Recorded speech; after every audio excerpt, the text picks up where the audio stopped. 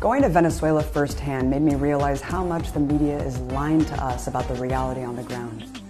The U.S. government and its propaganda arms say it's a dictatorship where mass famine and civil unrest demands U.S. intervention.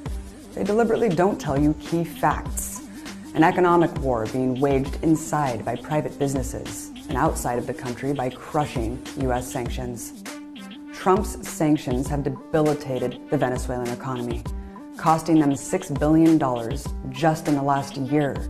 And sanctions do exactly as they're intended to do, by hitting the poor and working class people the hardest.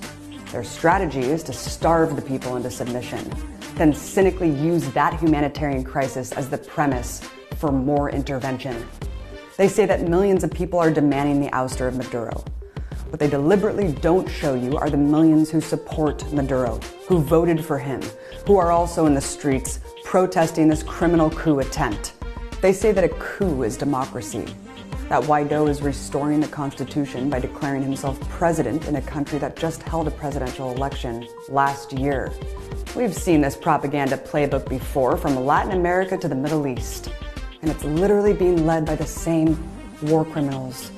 John Bolton, who lied us into war with Iraq, Elliot Abrams, who facilitated a genocide in Guatemala.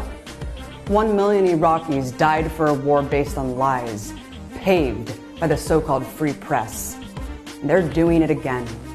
All progressives and anti-interventionists have to stand in solidarity with our brothers and sisters in Venezuela to defend their sovereignty and let them decide their own future.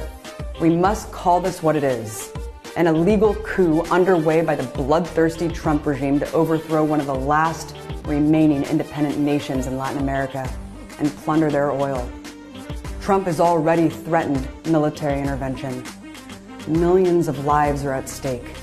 We need your voice now to speak up and speak out against another U.S. war for oil. Hands off Venezuela.